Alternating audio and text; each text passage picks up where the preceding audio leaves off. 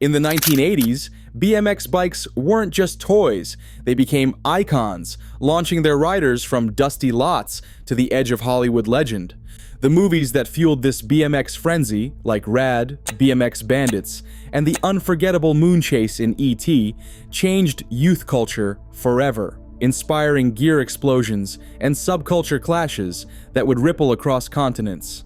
But behind the neon gear and epic stunts, the true story of how these classic BMX movies of the 80s set the stage for a global movement is far more complex than you've ever heard.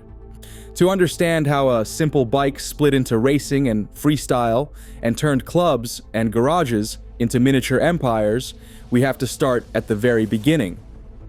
BMX split in two directions almost from the start: racing and freestyle. At the track, races began with riders lined up behind heavy steel gates, each gripping their handlebars, eyes locked on the first straightaway. The gate would slam down with a mechanical thud, sending a pack of riders charging onto packed dirt. These courses stretched 300 to 400 meters and twisted through banked turns, rhythm sections, and tight jumps, each obstacle designed to test raw speed and split-second reflexes. Every race was a timed heat, with finishers sorted by fractions of a second. The fastest advanced, the rest packed up for the day. Racing demanded explosive starts, flawless cornering, and nerves strong enough to handle elbow-to-elbow sprints at 30 miles per hour. In the early 1980s, the American Bicycle Association and National Bicycle League set the rules: 8-lane gates, random lane draws, and strict codes against blocking or contact. The inside lane was gold, offering a shorter line to the first turn, a spot riders fought for all season. Freestyle, meanwhile, was a different universe. Instead of dirt tracks, riders claimed flat parking lots, empty skate parks, or makeshift plywood ramps. There was no start gate, no timer. The goal was creativity, linking tricks that blurred the line between balance and showmanship. Early flatland routines featured rock walks, fork glides, and pogos, each move building on the last.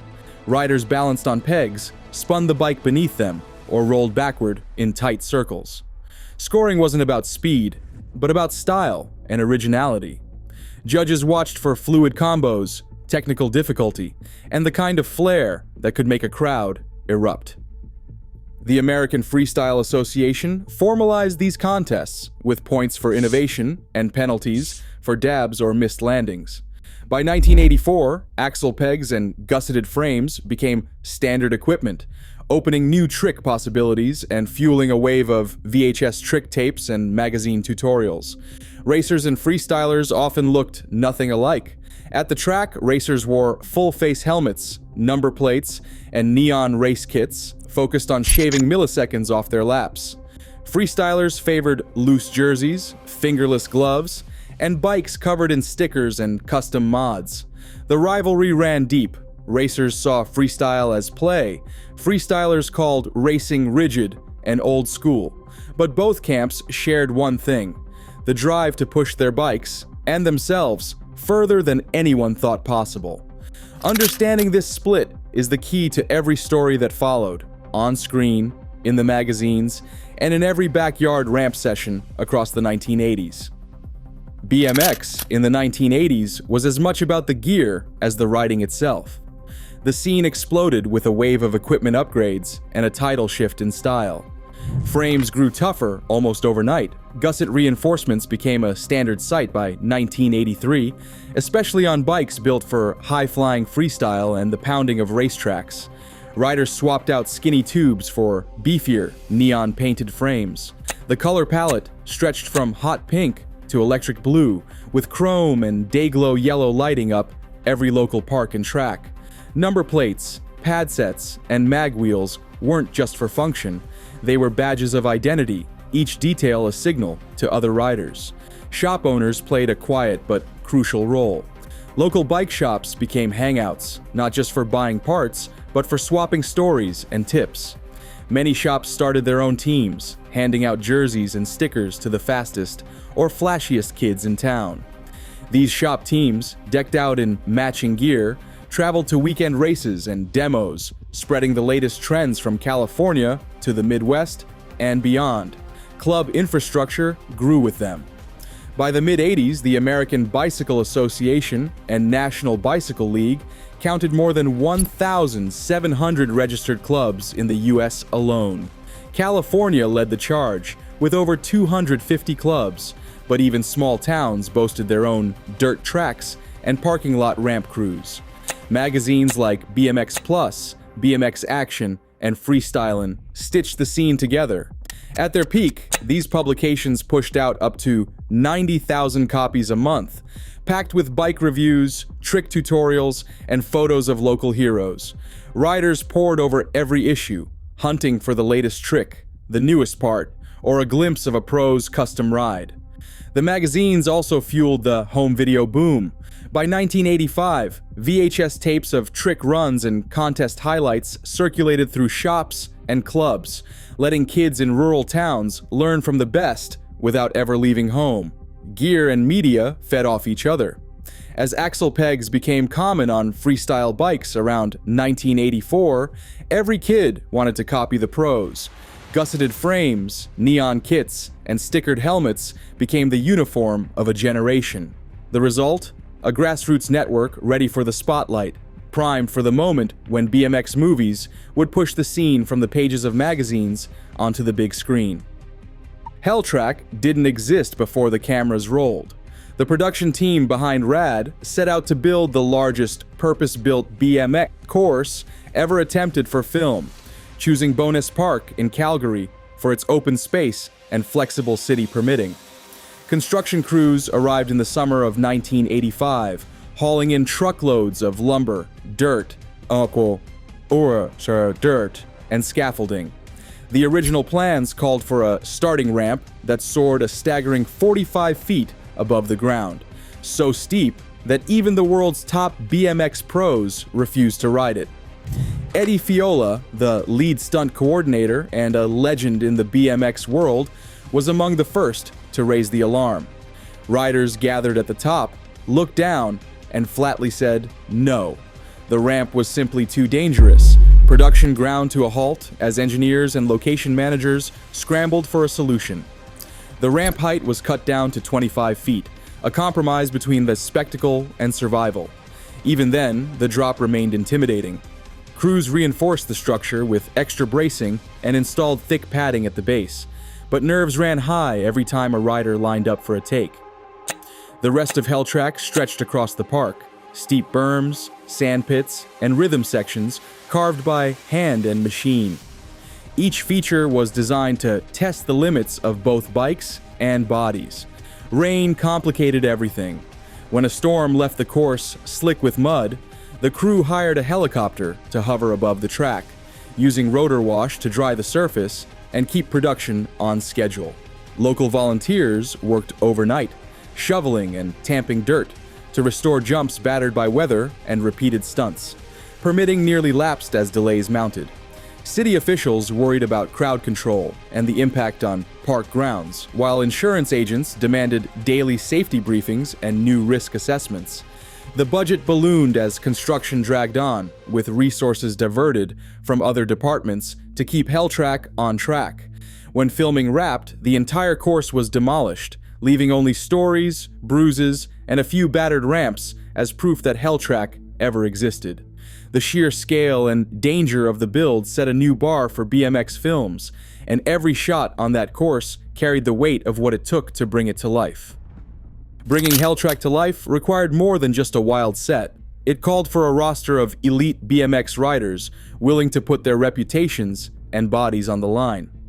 Eddie Fiola, Martin Aparicio, R.L. Osborne, Jose Yanez, Mike Miranda, Pete Lonkarevich, Brian Blither, Brett Walker, and Ron Wilkerson all signed on, doubling for actors and choreographing the film's most dangerous moments. These weren't just background players, they were the architects of every whip, spin, and crash that made RAD feel real. Stunt rehearsals ran daily, with each rider assigned specific sequences to match their strengths. Fiola, as stunt coordinator, worked closely with director Hal Needham to balance spectacle and safety. No easy task when insurance agents hovered at the edge of every shoot, demanding new risk assessments after each crash. Injuries were a constant threat. On-site medics patched up bruises and sprains, and more than one concussion was quietly recorded in the production logs. The original ramp, at 45 feet, had already pushed the limits. Even after it was lowered, the risk remained high enough that insurance premiums spiked and shooting schedules shifted to allow longer recovery times. Riders wore upgraded helmets, extra pads, and even borrowed gear from motocross to satisfy safety protocols. Each day began with a safety briefing, and no trick was attempted without a full walkthrough and emergency plan. The emotional heart of Rad beats loudest in its montage sequences, none more famous than the prom dance set to real life's Send Me an Angel. The song's pulsing synths and soaring vocals, paired with the fluid choreography of pro riders, gave the film its most enduring scene. Securing the rights to that track wasn't simple. Licensing negotiations with Curb Records and Mushroom Music stretched the film's modest budget, and limited clearances would later complicate home video releases for decades. But in that moment, every spin and glide felt effortless, capturing the optimism and daring that defined BMX in the 80s. The montage became a high watermark, both for the riders who pulled off the moves and for the music supervisors who fought to keep the soundtrack intact. In the end, Rad's authenticity wasn't just a matter of stunts. It was the product of real risk, real skill, and the stubborn belief that BMX could electrify a movie screen. Sydney in the early 1980s was a city alive with color, heat, and the shriek of mag wheels on concrete. BMX Bandits hit Australian theaters in 1983, bringing a wild new vision of what a BMX bike could do and who could ride one. The story followed three teenagers, led by a 16-year-old Nicole Kidman in her first major role, tearing through shopping arcades, back alleys, and the city's sun-bleached harborside. Their bikes weren't just for getting from A to B, they were tools for adventure, escape, and outsmarting grown-up criminals. For many kids outside the United States, this was the first time BMX felt like it belonged to everyone. Australian BMX culture had its own flavor. The film's chase scenes were mapped across iconic local settings, bikes weaving between ferry passengers at Circular Quay, skidding down sandstone steps, or dodging traffic in North Sydney's shopping precincts. The action was fast and playful, with a homemade spirit that matched the era's DIY ethos. The Bandits' bikes were tricked out with walkie-talkies, wire baskets, and even flower bombs, gadgets that made every street and parking lot a playground. These weren't California pros in neon race kits. They were neighborhood kids on Malvern Stars and Raleighs, improvising stunts with whatever was at hand. Nicole Kidman, then still a teenager, trained for weeks to handle the basics, but the most daring tricks fell to local Sydney BMX riders and pro stunt doubles. Production called in the city's top talent for the film's most memorable moments: a breakneck aqueduct chase, a chaotic dash through a shopping mall, and a wild escape across the harbor's edge. The crew worked with what they had, sometimes blocking off only a single lane of traffic, sometimes dodging real shoppers. There were bruises, a few scrapes, and plenty of laughs, but the energy on set was infectious. For the kids cast as extras, just being part of the action was a badge of honor. BMX Bandits helped rewrite who could be a hero on two wheels. Kidman's Judy wasn't just along for the ride. She led the charge, outwitting villains and holding her own in every chase. After the film's release, bike shops in Australia, the UK, and Japan reported a spike in interest from girls and mixed teams, a rare sight in the early 80s.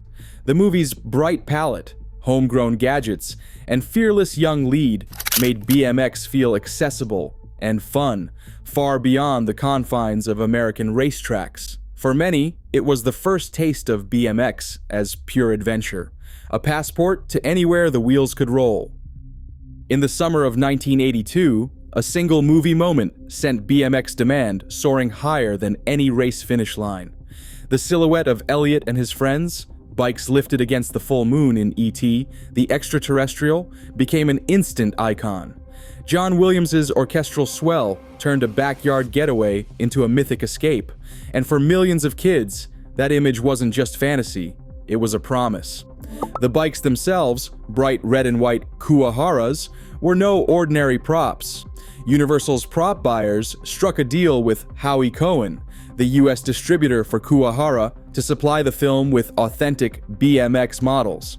The studio secured exclusive rights to the design, and Kuwahara, sensing a windfall, raced to produce official ET edition bikes, each stamped with a special serial number and fitted with branded pad sets. Within weeks of the film's release, bike shops from Los Angeles to Liverpool had waiting lists stretching months. Kuwahara shipments doubled by spring 1983, with US and European dealers calling the ET bike the must-have item of the year. Some retailers reported selling out entire shipments in a single weekend, while others kept notebooks filled with names of hopeful buyers. Advertising campaigns splashed the moonshot across magazine covers and full-page spreads in BMX Plus, and bicycle motocross action fueling the frenzy. The demand wasn't limited to the US. Clubs in the UK, Germany, and Australia saw membership spikes, with kids begging for the same bikes they'd seen flying across the screen. The soundtrack's emotional pull lingered long after the credits rolled, but the real-world impact showed up in numbers. US BMX club registrations jumped as much as 50% in the 6 months after ET debuted. Kuwahara's ET edition bikes became collector's items, and the silhouette itself turned into a global symbol, reprinted on posters, t-shirts, and even bike shop windows. For the prop buyers and bike executives behind the scenes, it was a perfect storm: cinema, commerce, and childhood aspiration, all captured in a single, unforgettable ride. By the mid-1980s, BMX's was no longer riding solo. Skateboarding's return from its late 70s lull brought new energy, new rivalries, and a fresh wave of creative clashes. Nowhere was this more obvious than on the sets of crossover films like Thrashin, where skate legends like Tony Alva fought to keep the spotlight on four wheels, even as BMX teams pushed for their own hero shots. Crew stories from the time recall heated debates between skate and BMX coordinators over stunt design and camera angles, with each side insisting their tricks deserved center frame.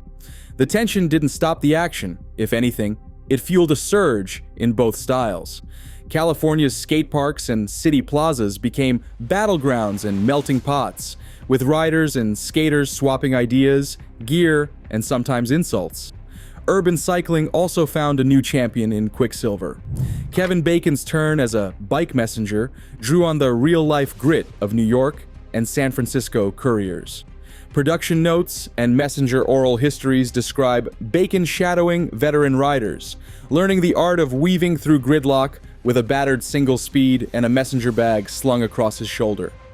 Messenger bags, once a niche utility, saw a spike in sales after the film's release. Bike shops in Manhattan and Chicago reported running out of stock within weeks. The messenger look, straps, weathered jackets, and minimalist bikes filtered back into BMX and skate culture, blurring the lines between sport and survival. Festivals and retrospectives in the 2000s brought the era full circle. Restored screenings of Rad and BMX Bandits drew crowds that spanned generations, with original cast, stunt coordinators, and modern pros sharing the stage. Attendance numbers at events like Rad Day and Helltrack reunions routinely topped 1,000, with fans lining up for autographs, panel talks, and the chance to ride replica tracks. The nostalgia boom fueled a secondary market for vintage gear. Original messenger bags, 80s skate decks, and BMX frames fetched record prices at swap meets and online auctions. Amid all the celebration, old debates still echo. Purists argue over what counts as true BMX cinema, while others embrace the cross-pollination that defined the decade. The authenticity question, who gets to claim the legacy, remains alive at every screening and in every online forum. What's clear is that the 80s left behind more than just movies and merchandise. It created a blueprint for youth culture, fast, inventive, and always ready for the next crossover. In 1986, over 100,000 copies of BMX Plus magazine were circulating each month, documenting both the technical and cultural explosion seen in films like Rad and BMX Bandits. The evidence shows that Rad's Helltrack set was built and dismantled in less than 2 weeks, while E.T.'s iconic moon scene drove Kuwahara bike sales to record highs. Yet official records on the full licensing details for Send Me an Angel or the complete safety logs for stunt riders remain undisclosed. What is clear is that these movies did more than entertain. They changed the course of youth sports, driving global BMX club growth and inspiring festival revivals decades later. Today, restored screenings and vintage bike sales confirm the lasting footprint of these films. The facts show, the 1980s BMX movie wave didn't just document a scene, it helped build one, with an impact that endures wherever riders gather.